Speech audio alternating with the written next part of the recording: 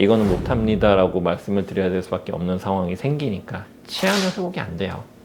잇몸뼈도 회복이 안 된다고 말씀드렸듯이. 안녕하세요. 에투알드 서울치과 원장 치테리어 이장욱입니다. 잇몸뼈와 임플란트에 대해서 설명을 드리도록 하겠습니다.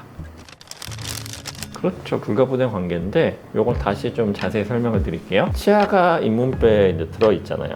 원래는. 근데 이게 치아가 잇몸뼈에 붙어 있는 건 아니에요. 치아랑 치주인대 그리고 잇몸뼈 이 관계로 직접적으로 치아가 뼈에 붙어 있는 건 아니에요. 그래서 그 치주인대의 기능은 또 다른 여러 가지 장점들이 있기 때문에 요거는 뭐 나중에 기회가 되면 말씀드리는 걸로 하고요. 그런데 임플란트 같은 경우에는 그런 치주인대라든가 중간에 개재되는 게 없어요. 실제로 그 임플란트 타이타늄이 뼈랑 직접 붙어서 고정이 되는 거거든요. 그렇기 때문에 튼튼한 잇몸뼈가 당연히 필수인 거고, 그 과정에서 단단하게 잇몸뼈랑 붙어야지만 씹는 기능이라든가 여러 가지 작용을 오래오래 문제없이 할 수 있게 되는 겁니다. 안타깝게도 잇몸뼈는 한번 녹아서 없어지면 더 녹지 않도록 막는 게 치과 치료의 최선이에요. 그러니까 한번 녹아버리면 그게 다시 살아나기는 못하거든요. 세상에 절대는 없으니까 간혹 논문에 나오기는 해요. 뼈가 이렇게 자라시는 분들이 너무 신기한 케이스니까 논문으로 발표할 정도로 드물게 보고는 돼요. 하지만 그거는 어떻게 보면 로또 맞을 확률하고 비슷하다고 보시면 될 것 같거든요.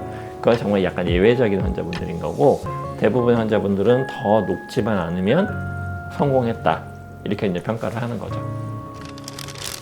정확하게 CT도 보고 여러 가지 데이터들을 봐야 되긴 하겠지만 아주 달걀뼈, 달걀 껍질처럼 이분하게 평평하게 다른 구조물도 전혀 없이 남아있는 경우는 아주 드물어요.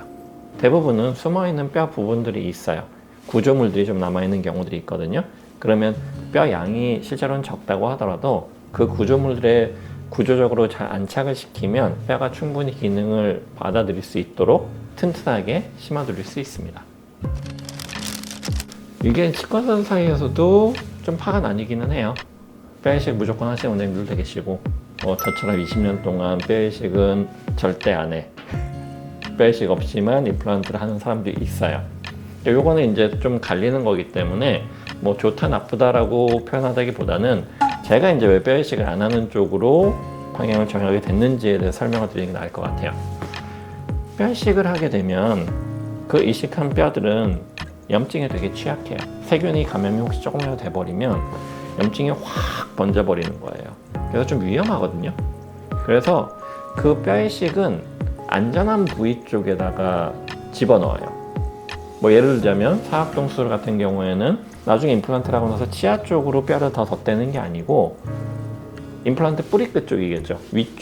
위쪽에다가 뼈를 채우는 거예요. 그래서 이 뼈 자체는 처음에는 구조적으로 임플란트의 강도를 더 보강해 주는 것도 아니고 염증으로 뭐 치아를 막거나 치아를 방어하는데 도움이 되는 건 아니에요. 그렇기 때문에 저는 임플란트를 할 때 뼈이식을 안 하고 하는 방법을 택하게 된 거고요.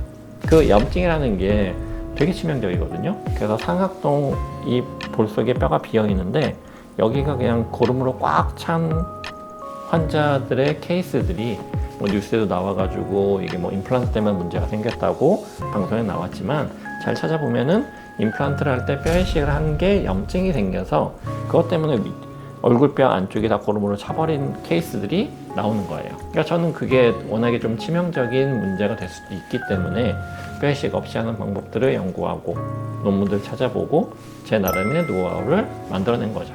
이게 나중에 내 뼈를 보강해 줄 거야 하는 그쵸. 느낌으로 넣는다는. 그렇죠. 기대를 하면서 넣는 거죠. 그리고 경우에 따라서 이런 경우도 있기는 해요. 먼저 뼈를 집어넣어요. 임플란트를 심지 말고 뼈를 이제 집어넣어 놓고 그게 좀 흡수 많이 될 수 있고 본인 뼈로 바뀌었는지 나중에 확인할 수는 없지만 한 6개월이 지난 다음에 이게 내 뼈로 바뀌었을 거야 라고 생각하고 임플란트를 심는 거죠. 안 바뀌었으면 어떡해. 그러니까 바뀔 수도 있고 안 바뀔 수도 있어요. 근데 약간은 이제 그게 경험적으로 하는 거다 보니까 뭐 저도 제가 이제 뼈이식을 하지 않기 때문에 뼈이식 무조건 나쁘다라고 표현한다기보다는 분명히 도움이 되는 경우도 있을 수는 있잖아요. 그러니까 많은 사람들이 뼈이식을 하시는 거는 맞다고 보는 거고, 하지만 이제 제가 얘기하는 건 무분별하게 이제 뼈이식을 해가지고 염증이 생기게 되면 그게 되게 치명적인 거고, 저는 이제 그런 경우들을 다른 치과에서 이제 치료를 하시고 온 경우들, 그래서 제가 이제 그거를 수습하는 경우들이 종종 있었기 때문에 무분별하게 무조건 뼈이식을 하는 게 맞진 않다고 말씀드리는 거예요. 그러니까 프라치조차 힘들게 망가지는 경우도 보게 되니까, 이러면 이제 오히려 뼈이식을 안 했으면은 그냥 프라치 하시면 됐는데 뼈이식을 해가지고 아예 또 못하게 되는 경우도 발생할 수 있거든요. 그러니까 아무 손은 안 대고 오셔서 제가 프라치를 못합니다라고 말씀드린 경우는 없는데, 뼈이식 때문에 문제가 생겨서 오신 분들은 이거는 못합니다라고 말씀을 드려야 될 수밖에 없는 상황이 생기니까, 그게 이제 안타까워서 너무 무분별한 뼈이식은 위험할 수 있다, 이 말씀을 드리는 거죠.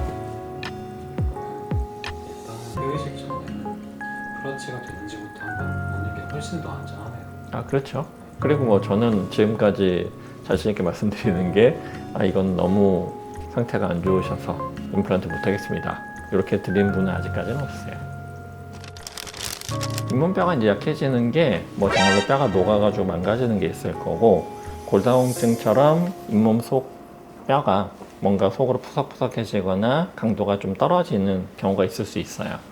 그래서 잇몸뼈가 녹는 이제 잇몸 질환이겠죠. 그걸 예방할 수 있는 가장 좋은 방법은 뭐니 해도 이제 칫솔질, 이솔질이죠. 그리고 드시는 것도 이제 골고루 드셔야 되는 거기 때문에 뭐 비타민 D, 비타민 K도 중요해요. 이거는 이제 뭐 청국장, 낫또 같은 콩 발효 음식에도 좀 많이 포함이 돼 있다고 돼 있고, 녹색 잎 채소류 있잖아요. 우리로 치면 이제 생나물이죠. 이런 음식들이 좀 많이 들어 있어서 이것도 잇몸 건강에 되게 도움이 돼요. 그리고 이제 마지막으로 담배는 정말 안 좋거든요. 그래서 금연은 필수입니다. 뭐 이런 거죠. 이제 보통 그 정도로 나빠지셨는데도 미루다가 이제 오시게 된 환자분들 얘기를 들어보면, 뭐 어렸을 때 이제 너무 치과에 대한 공포감이 생기는 상황이 있어가지고 치과를 이제 너무 거부하시게 된 거죠. 커서는 성인이 되고 나서 이제 치과를 아예 안 오신 경우도 있어요. 몸의 다른 부분들은 계속 회복이 되잖아요. 간이 안 좋아도 간 잘 관리하고 술 안 마시고 하면 간은 또 깨끗해질 수 있는 건데, 치아는 회복이 안 돼요.